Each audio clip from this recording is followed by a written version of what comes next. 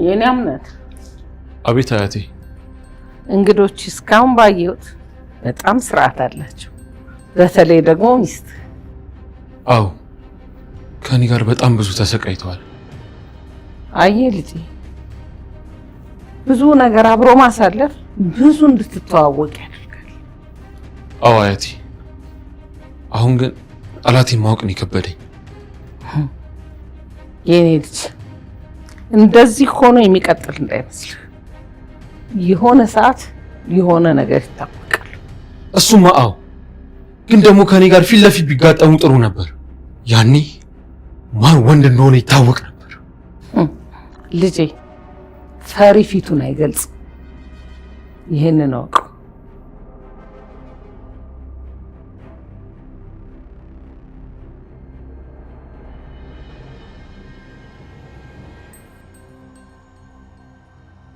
ይመስለኛል እየተከታተልከኝ ነው። ለምን እንደዛ አሰብሽ? ያ አጋጣሚ እንደዚህ ልንገናኝ አንችልማ ነው ብለሽ ነው? እንዴት ነው ቤቱን እየለመድሽው ነው? አዎ ያው እኔ ድሮም ስለማውቀው መልመዱን ለእናንተ ትቼዋለሁ። እንዴ ወደዚህ መጥተሽ ታውቂያለሽ? ወይዘሮ ሴማ ማለት እኮ ከኔ ጋር ባትዛመድም የወንድሜ ማለትም የአምነን አባት እናት ናት። እሱንማ ሰማሁ። ታዲያ አያቴ ማለት እኮ ናት። እንዴት ወደዚህ ላልመጣ እችላለሁ? ኧረ አይ ልክ ነሽ። በቃ ሙስጠፋ አያቴ ማየት አለብኝ።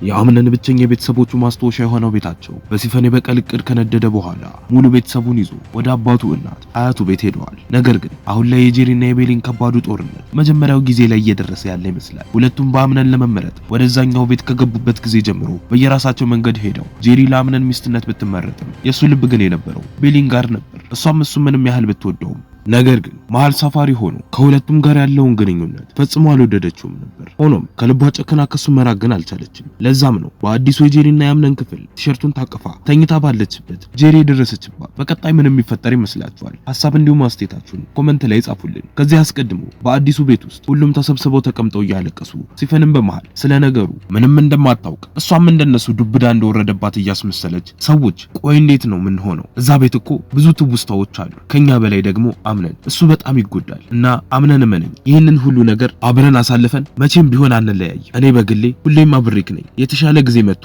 አብረን አንድ ላይ ሆነን እንገረማለን ብላ ስትለው እሱም ይቀጥልና ምናልባት እናንተ እዚህ ባትኖሩ ኖሮ እናቴ ሞታ እኔ በዚህ መልኩ ደህና መሆን ፈጽሞ አልችልም ነበር። ለካ ሰው ለሰው ሲል የራሱን ህመም ይረሳል። ታውቃላችሁ ያ ቤት ለኔ እናቴም አባቴም ታሪኬም ነበር፣ ግን በቃ አጣሁት። ለካ ቤትም እንደ ሰው ይናፈቃል ብሎ ማልቀስ ሲጀምር ቤሊንም በመሃል ትገባና አምነን እባክህ ተው ወይ አንዴ ጩህና ይውጣልክ፣ ያለዚያ ግን በውስጥህ የምትይዘው ህመም እኮ ጉዳት ነው የሚሆነው ብላ ትለዋለች። ከትንሽ ቆይታም በኋላ ወይዘሮ ዛህራ ለብቻቸው ማዕድ ቤት ውስጥ በትካዜ ተቀምጠው ወደ ውስጥ ሲገባ ያየው አምነን እናት ዛህራ ይሄ ኪችን እንደ እናቴ ኪችን ውበት የለውም አይደለ ብሎ ሲጠይቃት እሷን በግልጽ አዎ ማለቴ አምነን የዚህም ቤት ውበት ወደር የለው፣ ግን ደግሞ ታሪክ የያዘ ቤትና ይሄ አንድ ሊሆንልኝ አልቻለም ብላ ስትለው አምነንም በሐዘን አንቺ ብቻ ነሽ እኮ እየተረዳሽኝ ያለሽ ብሎ ይላታል። እሷም ትቀጥልና ልጄ እኔ እኮ ከእህቴ ሰማሃል ጋር እኩል ነው እዛ ቤት ውስጥ የኖርኩት አንድ የሰራተኝነት ስሜት ሳይሰማኝ ፍላጎቴም ሳይጎድል፣ ግን ምን ያደርጋል ለሷ ብድሬን ሳልከፍል ሞት ቀደመኝ ብላ እሷም ማልቀስ ትጀምራለች። አምነንም ይቀጥልና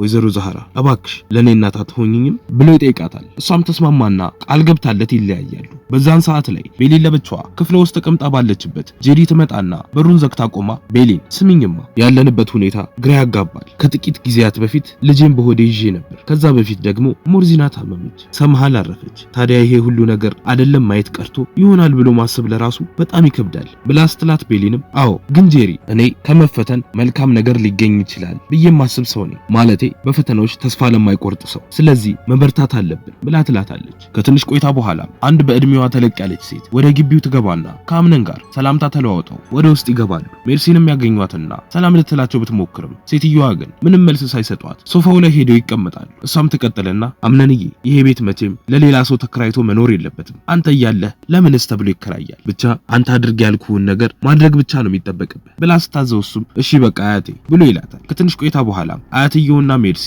ለብቻቸው ተፋጠው ቁጭ ብለው ባሉበት ቤሊን ትመጣና ሰላም እንዴት ነሽ አያቴ ቤሊን እባላለሁ ብላ ስትላት እሷም በፈገግታ እሺ የኔ ልጅ ግን እንዴት ነው ቤቱን ለመዳችሁት ብላ ስትጠይቃት እሷም አዎ አያቴ ፍጹም ሰላም ያለው ቤት ነው ብላ ትመልስላታለች። አያትየውም ትቀጥልና በጣም ጥሩ ለመሆኑ ግን የአምነኔ ሚስት የትኛዋ ናት ብላ ስትጠይቃት ቤሊንም አንገቷን ደፋ አድርጋ ጄሪ ናት ልጥራልሽና ትተዋወቃላችሁ ብላት ወደ ጄሪ ክፍል ትሄዳለች። በዛን ሰዓት ላይ የግቢው በር እንኳኳና ዛህራ ትከፍታለች። ቃል ነበር። እሱም ይቀጥልና እንዴት ናችሁ እና ዛህራ ብሎ ሲጠይቃት እሷም የኔ ልጅ ጓደኛህ በጣም ተከፍቷል። የሱን ስሜት እንኳን ለመቻል ለመረዳት ራሱ በጣም ከባድ ነው እና አትለየው ታስፈልገዋል ብላ ስትለው እሱም በዚህ ጉዳይ ፈጽሞ ሐሳብ እንዳይገባት ነግሯት ወደ ውስጥ ይገባል። ቤሊንም ጄሪ ጋር ደርሳ እንደተጠራች ትነግራትና ክፍሉን ለቃ ወደ አምነን አያት ጋር ትሄዳለች። ቀጥላም አያቴ ለምን ነበር የፈለግሽ ብላ ስትጠይቃት አያትየውን በቁጣ አንቺ ነበርሽ እኮ የባልሽን አያት ቶሎ ወርደሽ ሰላም ማለት የነበረብሽ ብላ ስትላት ጄሪም ይቅርታ አያቴ ግን ታዲያ ለምንድነው አሁን ግን የፈለግሽ የማደርግልሽ ነገር አለ እንዴ ብላ ስትጠይቃት ያምነን አያትም አው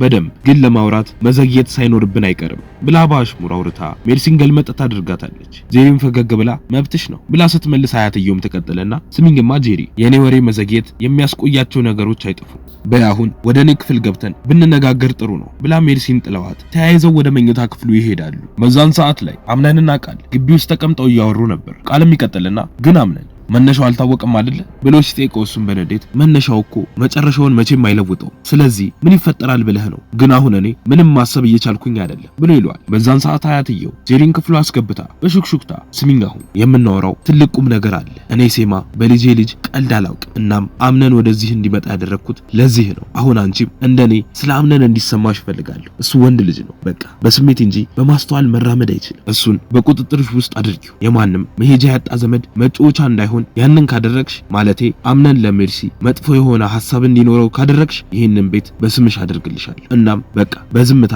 የተባልሽውን ብቻ አድርጊ ብላ ታዛታለች። ከዚህም በኋላ ነው ጄሪ ከዛ ክፍል ወጥታ ወደ ራሳቸው ክፍል ስትመለስ ቤሊን የአምነን ቲሸርት ታቅፋ አልጋቸው ላይ ተኝታ ያገኘቻት። በቀጣይ ምን የሚፈጠር ይመስላችኋል? ሐሳብ እንዲሁም አስተያየታችሁን ኮሜንት ላይ ጻፉልን።